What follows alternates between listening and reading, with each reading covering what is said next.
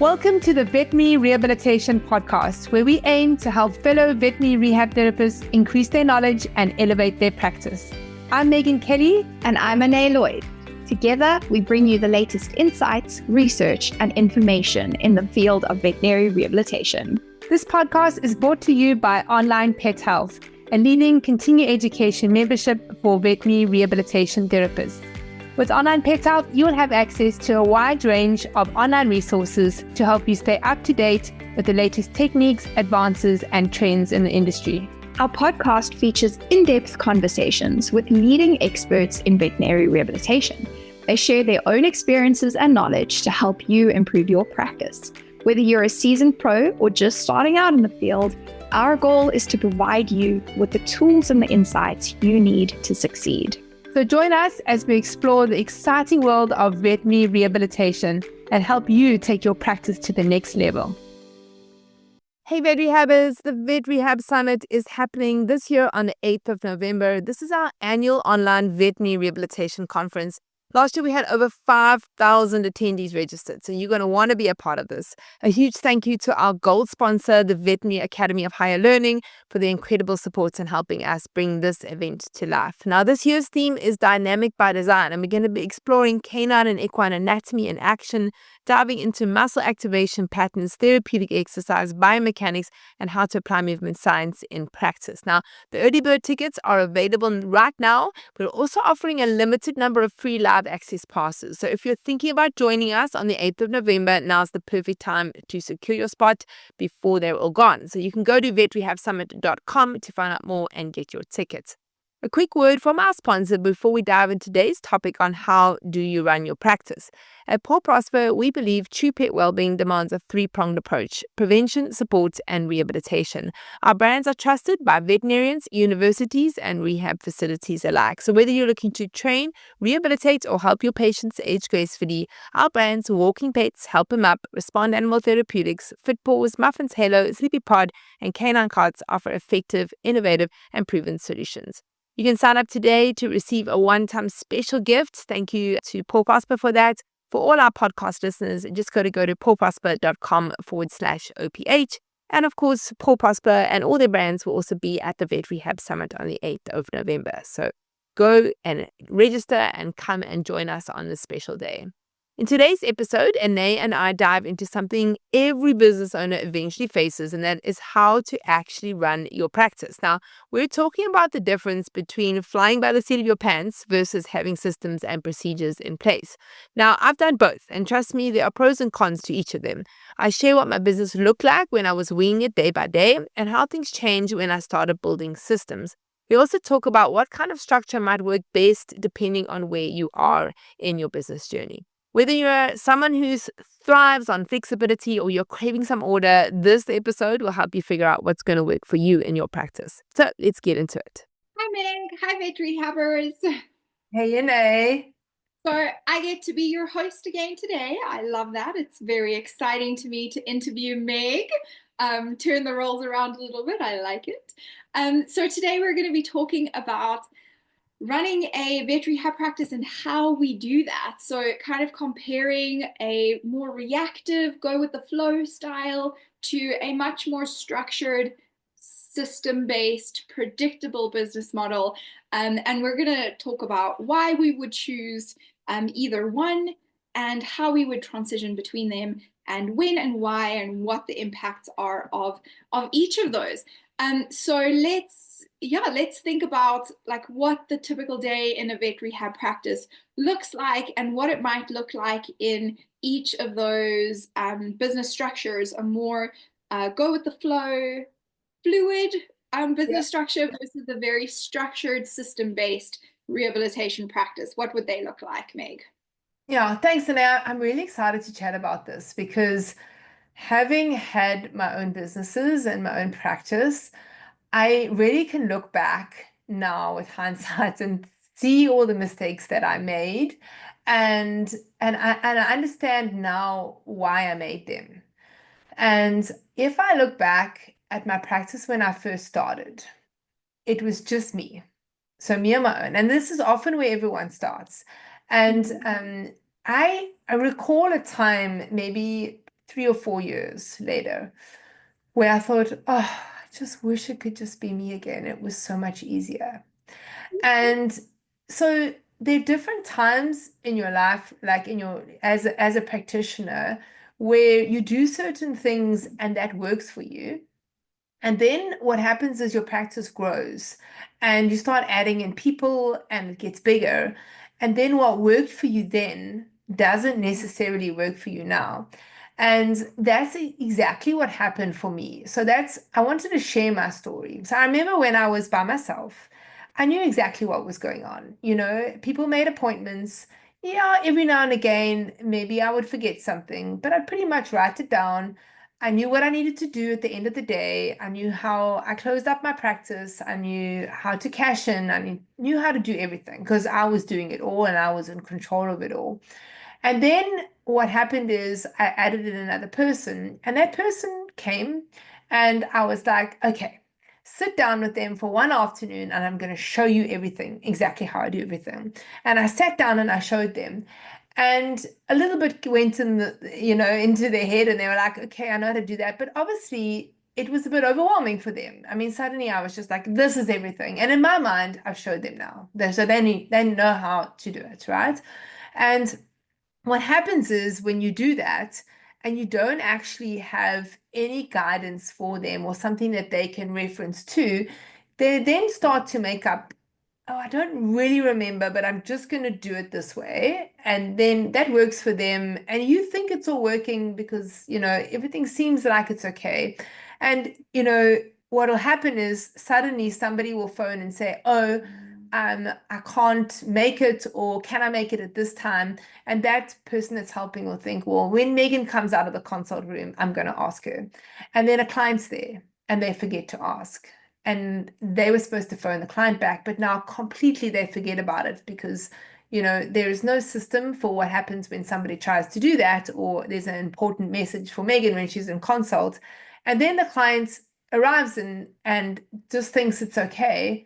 And now we've got 2 people waiting to go into the underwater treadmill, or 2 people that are waiting to be consulted with. And, we don't have a plan as to how this is going to be. And both that assistant and me are now stressed because now I'm trying to work out how am I going to do 2 things at once? How am I going to do acupuncture and underwater treadmill all at once? Because I'm just one person. And that person is dealing with the phone and everything. And so those kind of situations became very stressful, for me and for my teammates. And we, at the time, didn't realize actually it was because we didn't have a procedure if something like that happens. And I can think of another example is when I was in consult and I can remember doing acupuncture, and my practice was very busy. It was like I would see probably 13 patients a day doing acupuncture, and those are like 45-minute consults, and then straight into the next one. So I'd literally take the one patient out and take the next one in. So it's very difficult for me and my team to have conversations with me to ask me what they needed if there was a problem. So here's an example. Treadmill motor blows. Okay, now I'm in consults and somebody just sticks their head in the door. Treadmill motor has blown. I don't think we're going to be able to carry on with consults. Okay, phone everyone and obviously just tell all the people. But at the same time now, what do we do about the treadmill motor? Who do we phone? What do we do about tomorrow? They don't know now. They don't know. Now I'm in consults. I'm just going. They don't know what to do. They have no idea. They don't know whether this is a quick fix. Can someone just bring a motor? Who must they call? Okay, let me just call the treadmill people. We phone them. No, you must phone somebody else. And then they phone somebody else. Okay, it's going to cost 15,000 Rand. And then they're like, is that okay? Is Megan going to be okay with that? And so all these things they're trying to deal with very stressfully. And I'm just carrying on also very stressed now because I know time is of the essence. I need but I don't have the capacity and the time. So try quickly step out and you try and like give them some direction, but then they need feedback because now they've spoken to somebody else. And so all these kind of things, it really is just putting out fires constantly. And my practice developed into that sort of the more people I got and the more people I employed, the more I felt like there was this constant need to put out fires. And if I look then how I changed things, I was like, this is not going to work. I need systems and procedures in place. So when that first time that happened and how stressful that was, we then put into a procedure into place. If something happens with the treadmill, number one, we phone the clients and we tell them. Number two, we do this. If it's a motor problem, this is who we call. This is our budget for motor problems if somebody comes. We phone the insurance and to tell them that this has happened.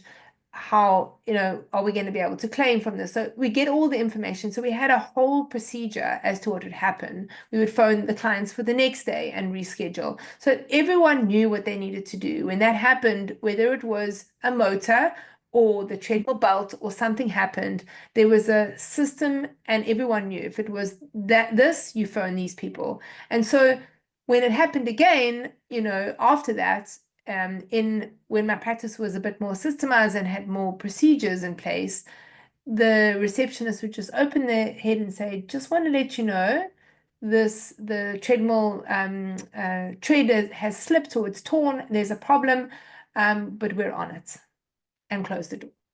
And then it's a whole lot more relaxing for me because I'm like, okay, I know we've got a procedure in place. I know they know what they need to do. And they feel like they're actually empowered because they've got a procedure in place for it.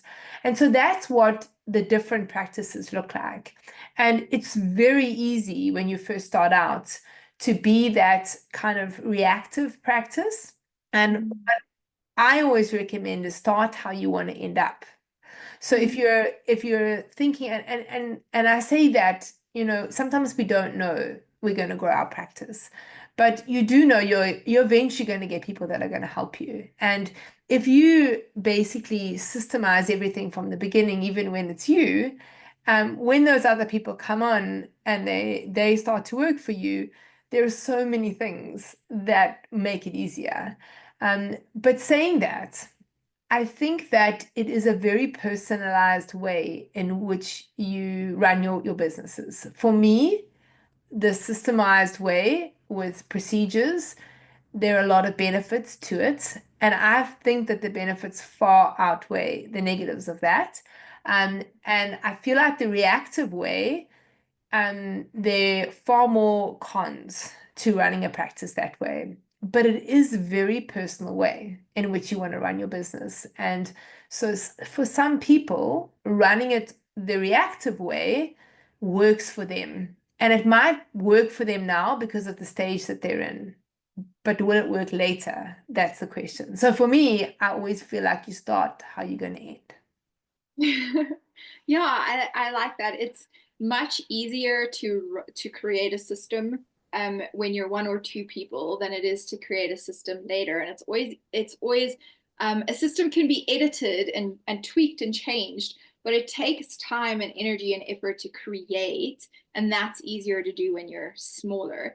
I also think that it's a very good way for us to define the things that are important, your values, and what it is that you want to achieve in that initial phase of creating your business and setting it up and setting all the things up, because it all pertains to your client experiences and your staff and yourself's quality of life and how you want to manage that. So things like defining whether lunch breaks are negotiable or not negotiable, and when are they negotiable, right? Like, when are you going to give up your lunch break to see a patient, and when is it not okay to do that? I know we've spoken to Sasha Foster before, and she has things in place where certain team members come in later because they are going to yoga classes together. And while that doesn't feel like a systems thing, it is something that is defined by what are the values of my practice, what are the things that are priorities and important to me, to my staff, and to my clients. And those things are reflected through repeatable, structured systems. This is how we do things, and this is why. So, yeah, I like that. When you think our system's a disadvantage, Meg, because I feel like there are a lot of times where systems are not super helpful? Yeah, I think there are times in practice where you have to actually make the best decision for your client or for your patient, and there might be a system that is not the ideal thing in that situation.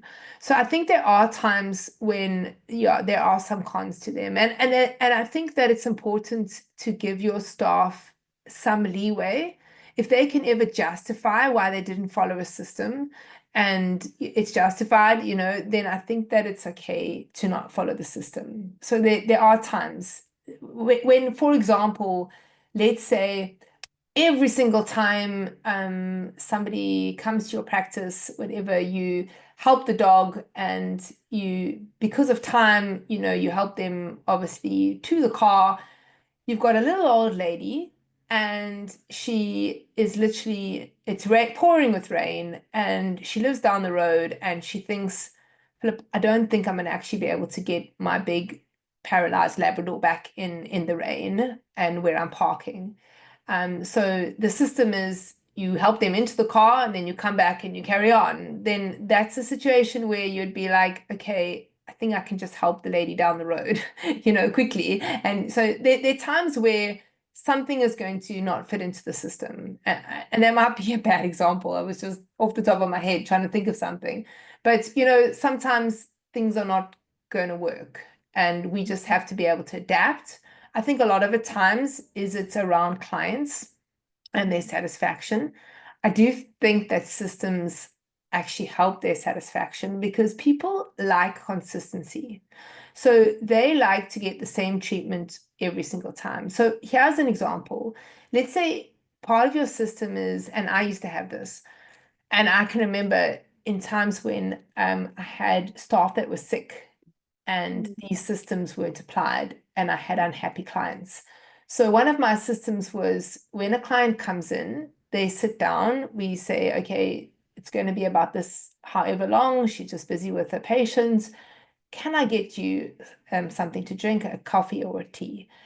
And then one of my team members would make them tea. They would sit there. We had a proper little teapot and everything. And sometimes they would have it right there. If they go into the consult, then my team member would bring it in and they would get a little biscotti or a little biscuit or something like that. Okay. And so I had clients that were coming for years and that's what they expect. And they loved it because they were like, oh, I'm going to go, my dog's going to be treated and I just need a cup of tea. They've had a hard day. They need a cup of tea. And then because somebody's sick or we didn't have a system necessarily when someone's sick, that person who normally makes tea, how are we going to do that? So that was a mistake of ours. We didn't have that system in place.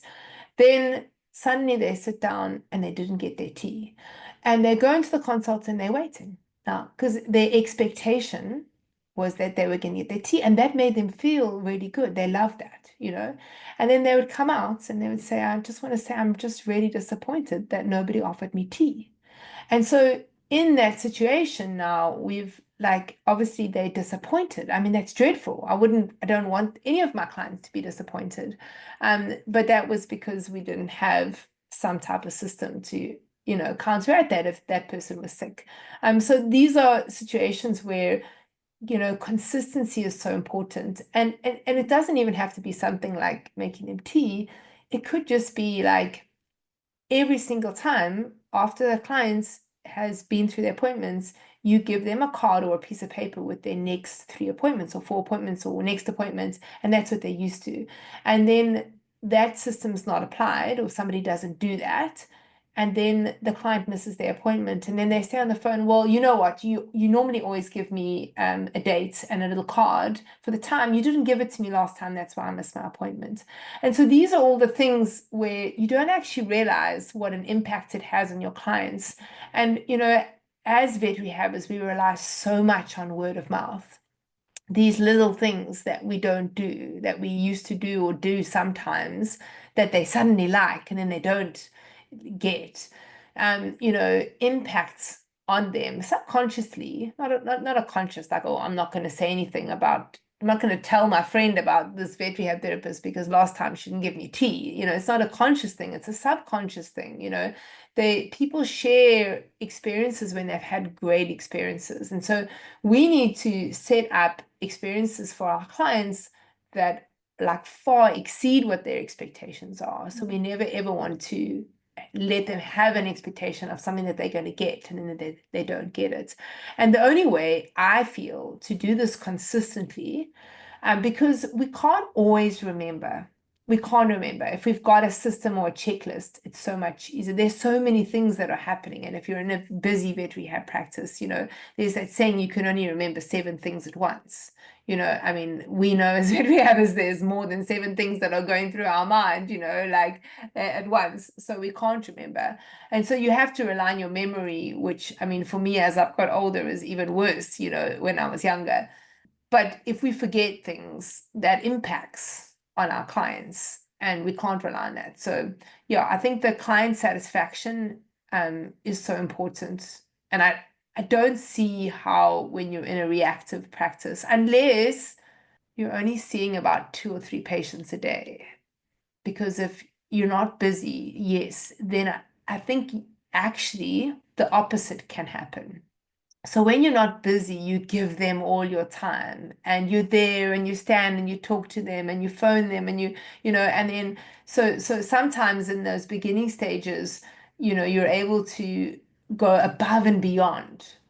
And then the busier you get, the less time you have for them. And sometimes that can also change the expectations. I had that with my practice. They were like, oh, Megan had so much more time for me, when she wasn't so busy, and now her practice is so busy, I can hardly ever get to speak to her. And those would be the ones that like are going for underwater treadmill that I would see once a month. I did used to see them, but so yeah, so there are different ways in which we can satisfy our clients, but I do think the systems is important in the practice.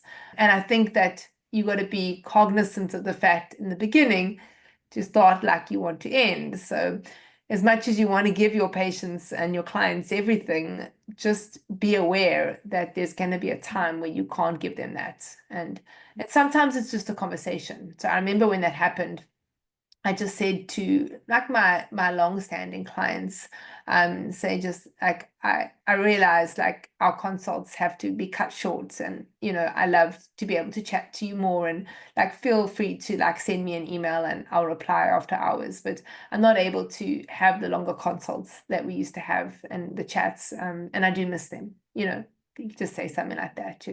Yeah, I mean, I have only ever had go with the flow, reactive style clinical practice because I've only ever had small patient caseloads, except when I worked in full clinical practice right out of college. And then of course we had structure within the practice, within the business on how we did specific things. But I don't remember us having like a standard operating procedures book or anything like that we referred back to. There was just a generalized acceptance of this is how things work. And the thing that bothers me when I have small caseloads and I'm not seeing a lot of patients, and I'm kind of just going with whatever, I'm booking patients when it works for me, I'm seeing them in whatever way works, is that I'm so inconsistent, and that gets to me, and that I have to be honest, that actually bothers me a lot, because I always wonder, did I do the best thing for this client, for this patient in this situation? How many things did I leave off the list? Like, how many things didn't I do because it wasn't applicable in that home environment and in that space? And that level of inconsistency creates so much doubt and uncertainty for me. I don't like it at all. And I think it's tricky if you're seeing patients in their home environment to really have a consistent structure. But I do think that what having systems and a strategy comes down to for me is that at the core of it, at the base of it, first you need to define who you are, why you're doing what you're doing, what it looks like, what you want it to look like, and what that ideal is. And then you build out from there. So I think, can we define systems a little bit more deeply? and where people should be starting with creating systems? Yeah. So, I mean, a system can be as easy as a checklist. So you talk about that like home visit that you do. If you had a checklist that at the end, before you left, you had to tick off every single block, you would just say to the clients, oh, there's just something I forgot to do. I just need to finish this quickly, or I need to do this still. So yeah, it's nothing, it doesn't have to be anything complicated. And I think a lot of systems are checklists, you know, checklist what you do when you close the practice up. You know, are all the heaters off? Did you lock the cash away? Is the treadmill heater on or off, or whatever you're going to do? Like it's really there to prevent overload of your brain, because it's really hard to remember all those things. And like you say, like you were inconsistent, but if you had a checklist, you could have done that.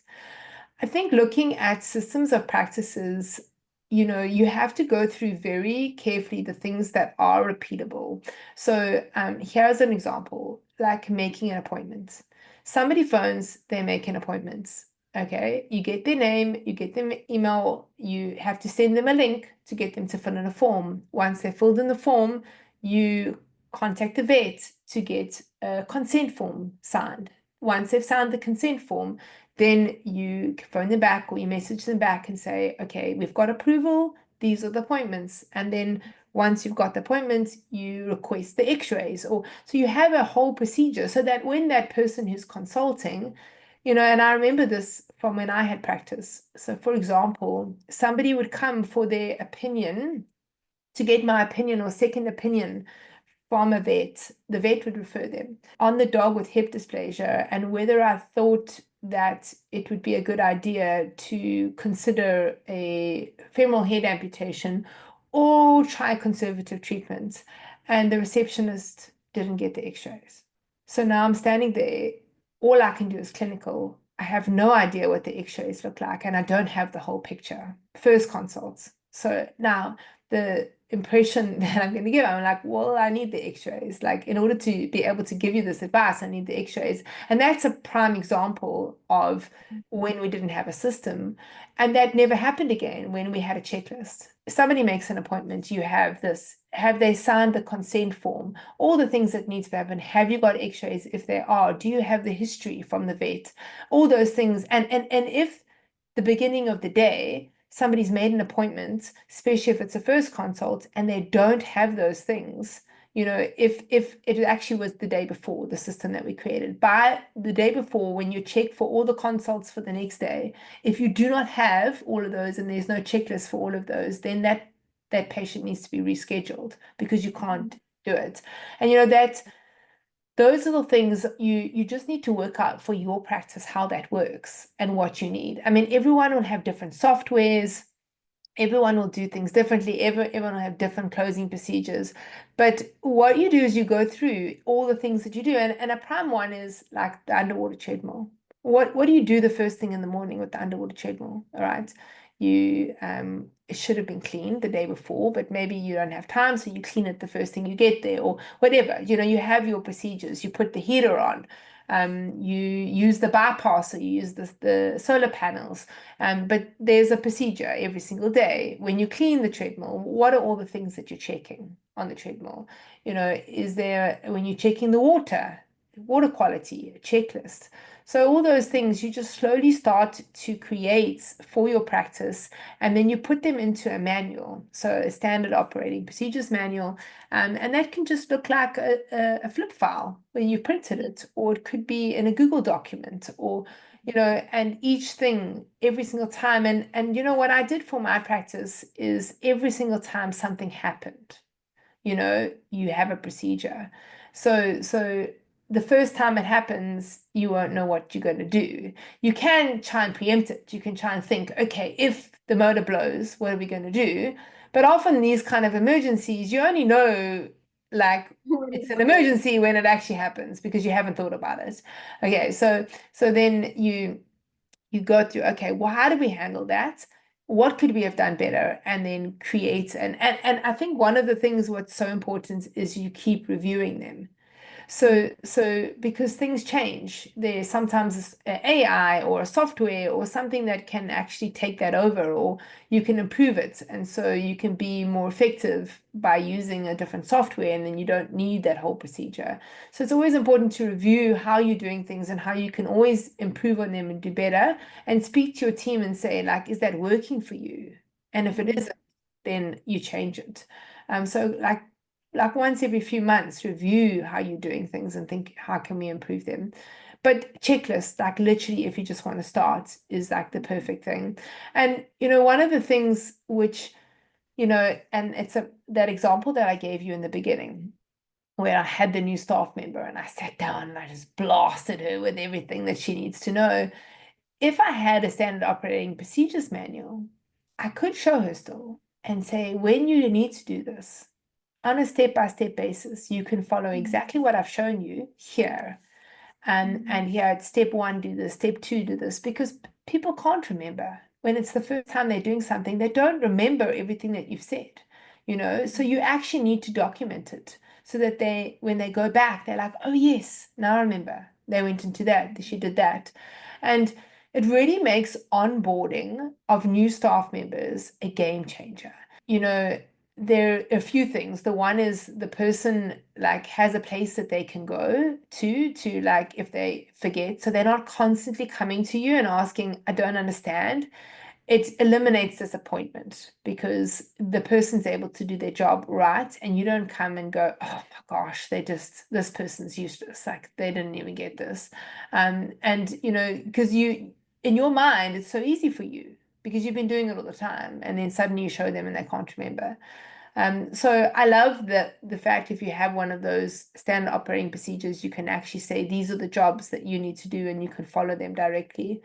The other thing about having systems is that if you want to go away, and there's certain things that you do and you have to pass those on to another team member, it's really clear for them to be able to follow what they need to do. So it allows you to be able to pull yourself away from your practice. So it's important that even the things you do, even if you're the one doing them and not another team member, you have a system in place that is repeatable, that somebody else could do them for you. And this allows you, when you're on maternity leave, for example, to take 4 months off because somebody can just follow the systems that you've put into place. It doesn't replace you. So having systems, I mean, obviously, if you're in my practice, I was one vet. So me leaving didn't going on maternity leave didn't mean everything was okay. I still needed a vet, but when that other vet came there and took my place, she could follow exactly what I did, which made it better for my team because they weren't, oh, I've just got this new person and she's doing everything so differently and we don't know what's going on, because that person that comes in must follow exactly how it's done so that the clients get consistency and the team feels like they're not overwhelmed with this new person and all the new ways in which they're doing things. Yeah, I mean, as a staff member, I worked in that clinical practice and I've locumed as well. And knowing what to do creates so much security and certainty. It eliminates a whole lot of confusion and back and forth. And like you said, it is actually the simple things. I know how to do my job. I know how to treat a patient. But if I'm walking into your business and into your practice, I don't necessarily know how your payments work, how your appointment booking system works, what is the scope of my responsibility in this space. I've never unlocked and opened everything up, so I don't know which key goes where, how to start the treadmill, etc., etc. So having all of that really clearly accessible means that as a new staff member, I can step into my role with much less stress and much less uncertainty. And the exact same thing, if something shifts or changes, someone is sick, it's easy to take the most important roles over and to make sure that the team is on top of everything because they know what to do. Yeah. It isn't unknown or uncertain or we're guessing. Trying to figure it out on the go. So I think that I really like that. It's very, very beneficial to have clear systems. When are systems restrictive, Meg? Can we get them wrong so that they end up holding us back? I think if we get too focused on systems, yes, definitely. I think simple systems are important. Like you don't have to complicate things. I think basic structure of how things work. I mean, I do think the more focused you get and the more in depth you get with the systems, I guess things will be smooth, but you don't want to complicate things for other people that are now trying to come in and follow that system. So for me, the most simple way in which you can do something is the best way. And that's the kind of system that you want to create. You know, when you don't have those systems in place, if you compare it, you know, the person is just completely overwhelmed. They don't, like, if you think about a staff member now trying to suddenly do something, and then often what they do is they just make up their own thing, right? They're like, I don't know where to put this file. I'm just going to put it here. And then the other person that comes and like, where is the file? The file should be in this there. Where is the file? I can't find it. And then they're screaming, where's the file? I need the file. Does anyone know where this file is? And then it's just like chaos, you know? So just make simple systems that people can understand and do easily. You don't have to complicate it. So really, is it making your life easier or is it making it more complicated? That's what you need to figure out. Yeah. And like I said, everyone's different in how they do things. But if I think back to when I was just on the fly, it was chaotic. Yeah. Actually, it was chaotic. I left the practice with this thought, oh, what have I forgotten to do? What are those things that there's something I've forgotten. What is it? What is it? And then I'll be like, oh, it's that, but there's something else. There's something else. And then I wouldn't remember what it is because I didn't have that system in place. And then the next day, because I didn't remember, there would be a fallout because of that. I'd be like, that was what I forgot to do. And, you know, compared to when I had the systems in place, I left with, all good. I've done everything. I feel good. Um, everything's, and I left not having anything hanging over me and that like horrible, like, what have I forgotten kind of feeling. And for me, I hate that panicked feeling when you suddenly realize you've forgotten to do something. You know, you have that someone says something, or you're like, oh my gosh, you suddenly remember, I've forgotten to do that. Oh my gosh, you know, that horrible like heart rate increase, and I've forgotten to do something. I mean, that for me was what it was like in the beginning. That and I remember just thinking in the beginning, this is just what it's like. As we got busier and it became more chaotic, I just felt like this is practice. This is what it is. This is how we do it, you know? And then realizing there is another way and how much better that is. And I mean, you know, obviously in online pet health, guys, we are like so systemized. We have systems for everything. Sometimes we have systems for our systems. No, I'm joking. No, we do. Do know. We do. It's true. It's Michelle. Michelle is like, she is a systems person, and I love it because we need it. We need Mish to create all the systems for us. But let me tell you how different it is to when I first started online pet health, where what would happen is you would like say, okay, we're going to do this. And Ané, you've been with online pet health for a long time. Like, we're going to do this project. Okay, so it's something new. And we like completely underestimate the time it's going to take. And we'll have like an idea, okay, we're going to do this and we'll need to do this. So we like write a little, like sort of a little breakdown. And then you're in it and you're like, oh, flip, we didn't think of that. Oh, we didn't think of that. We didn't think of that. And so it like becomes this huge thing, and all the panic because we suddenly had to remember something, compared to when we know how to do something and then there's a project for it and you're like, okay, and then we'll be like, these are all the things that we have to do, and then we realistically will be like, okay, this is going to take us 3 weeks, whereas before it'll be like, oh, we can do that in a week, it'll be easy, you know. And I think that is the difference. It's like when you have systems for things, you don't underestimate them, and so you make sure you deliver on them well. And that's important for a vet rehab therapist too. You don't want to underestimate your time and what you're able to do.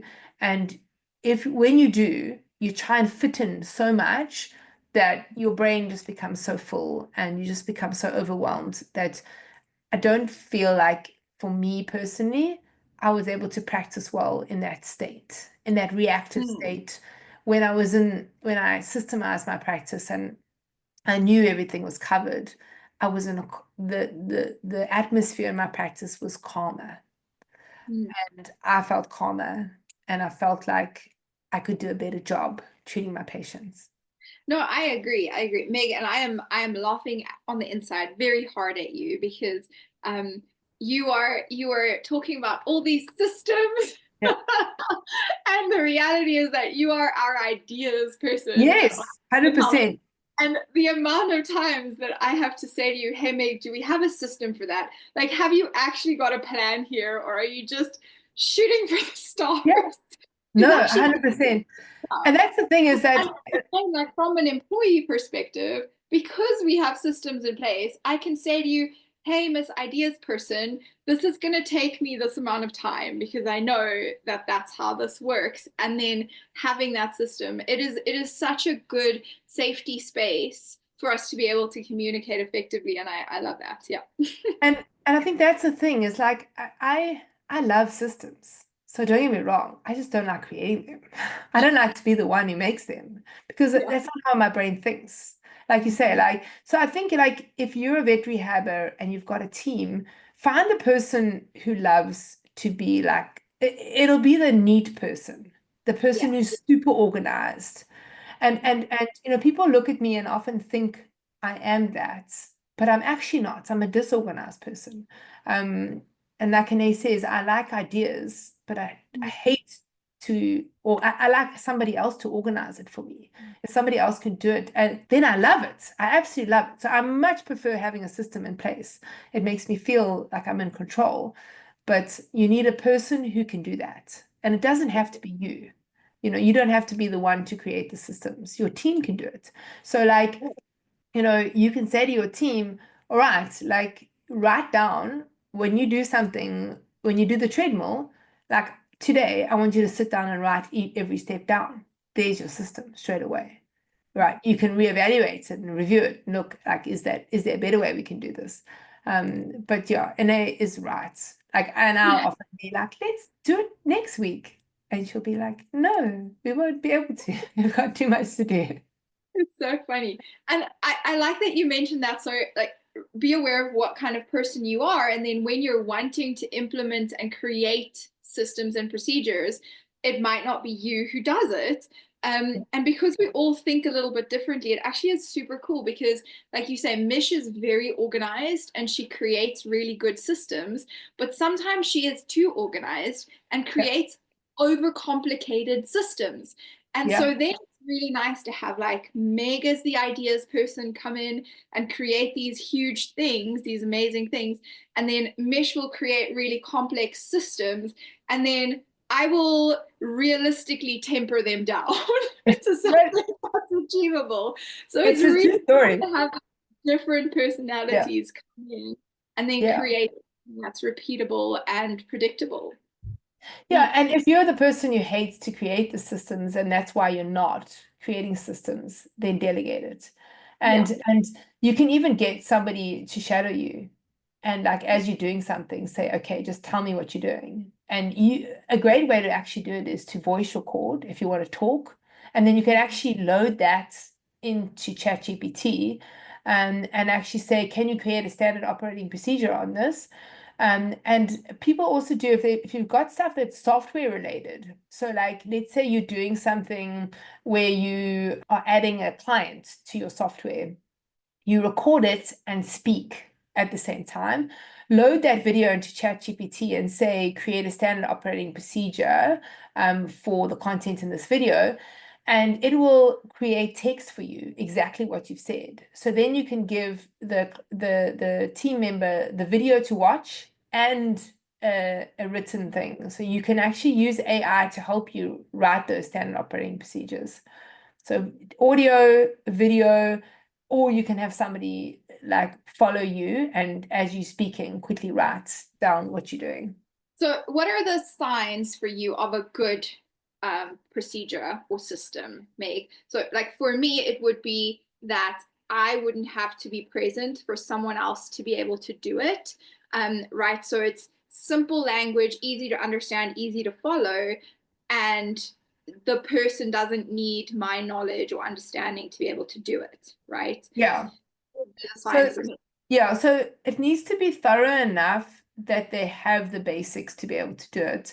I think a great way is always to get somebody else who's never done whatever that system is in your practice and say, follow these, can you do it? If they can do it, then you've got it right. If they can't, you've got to go back. Because often sometimes the things that you know, you don't really realize that you know, and you don't realize that the other person needs that information in order to do what you want them to do. So and I think that's because a lot of the things are in our heads. So we have a clear understanding. So you always test your systems, always create the system and make sure that somebody who has absolutely no clue can do it. Then you know you got it spot on. Yeah. When we started creating OPH systems, Meg, you and Mish were constantly telling us if one of us fell off the face of the earth, would someone else be able to take Yeah. over your job? It was such a cool feeling. I remember talking to my husband about it because I would say, basically, you're creating a way to replace me, but not because that's never going to happen. Yeah, I'm I making mean, myself completely replaceable here. it's about somebody being sick and not being able to talk to them. Like can you imagine in a practice when everything and how the whole practice runs is in someone's head and they're managing, and suddenly something dreadful happens and they can't speak to anyone, and everyone is just, I don't know what to do. I don't know how to do this. Oh, that person did it. I don't know how to do it. And so you never want to be in that situation. It's not fair on your team to put anyone in that situation. So it's really just about preparation. It's never about replacing you. I know, I know. But it is funny to think about it like that. There have Yeah. been times where it's been a complete lifesaver, Meg. Like if I think about the personal things that have happened in my life where I have needed to go offline and it's been very short notice, it's been very sudden, and we've been able to do that because we have systems in place. We have a Yeah. structure. The urgent things, the urgent components of my job, there are all of them have a backup person, which means that nothing falls through the cracks. And it's really it eases your mind because things happen, emergencies happen. Sometimes we have to be offline, sometimes we have to deal with life. That's just how it is. And having that in place means that as a staff member, I feel I'm not sitting there with that additional anxiety because I do carry that. If something is my responsibility, it is my responsibility and I will make sure it happens. So to sit with that anxiety while I am trying to deal with a crisis is very difficult. So that's, yeah, from a staff member's perspective, very good, very calming. So I just want to summarize. So obviously, like for me, the systems really help with productivity, to make sure that you're doing things like in the best way that you can. So like you get the things done because you're not, oh, is it this way or try this way, and you're not really sure. It's like, this is how I do it, and you get it done. Helps with keeping your clients happy because you're consistent. So client satisfaction, I think, is so important. And as you've been chatting now about team morale, so the team actually feeling like we've got this together and no one feeling like they just have no idea what they're doing. And I think also the long-term sustainability of your practice, like if someone's sick, as you've said, if you want to take paternity leave, when you go on holiday, it's really important that the team is able to continually be consistent in what they are providing. And the other thing too is any business that, if you create a business and you want to sell that business, and I actually had this in my practice. I wasn't able to sell my practice because it was just me. So I had myself, I did have some systems in place, but I would say that I probably could have had more. But any business that you want to sell, when you sell it to somebody else, they want to be able to come in there and be able to continue the practice as it is. They don't want to come in there and have to now teach people different things or try and work out how to fit in. So, if you have a practice and you say, like, maybe you've got two vet rehab therapists and you sell it to somebody else, they take over it. If you have systems in place, that vet rehab therapist can buy your practice and literally step into the role, and nothing will change for your clients. And that is very attractive to somebody wanting to buy a practice. They don't want to come in to a practice that is being run reactively, because they're going to be overwhelmed. They're going to think, how am I going to be able to now take over this practice? So that is something else to think about. I know a lot of us, we never ever start our businesses or our practices because we're going to sell them. It's not how you think, but something might happen in your life, maybe medical or something, there are reasons that sometimes we have to sell our practices, and it does make it easier to sell a practice that has systems in place because it's more attractive for someone buying it. So really, you're creating a business that should be an asset to you, just like buying a house becomes an asset, etc. Anything that you're investing your time into should be an asset that you could resell if that was what was necessary. Yeah, or that can continue to generate income without your presence. And that's how you do that.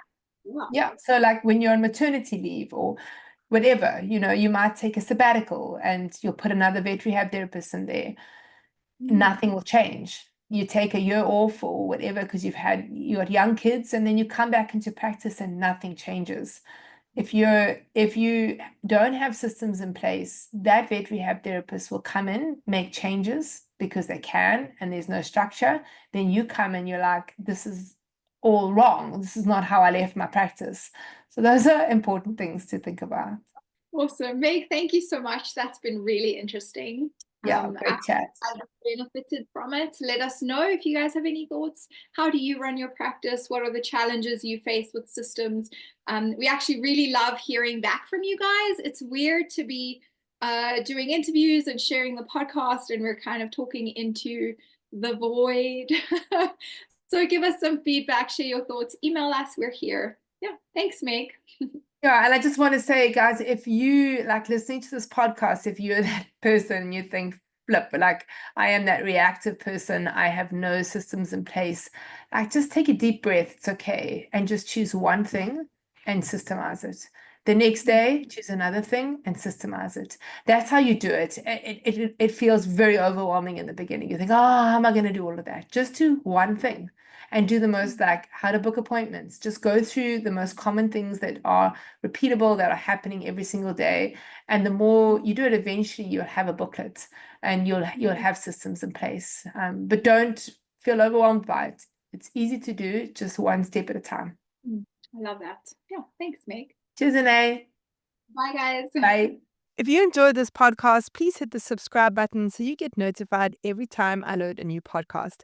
I'm here every week talking to vet rehab therapists from all over the world about all things vet rehab. A big thanks to our sponsor, Paw Prosper. Their sponsorship allows us to be able to give this podcast to you for free, so please go and check them out at pawprosper.com. Don't forget to bookmark the next Vet Rehab Summit on Saturday, the 8th of November, 2025. Come and be a part of the world's largest online veterinary rehabilitation conference created specifically for you, the vet rehabber community.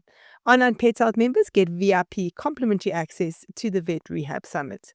For more information about continuing education for vet rehabbers, you can go to onlinepethealth.com.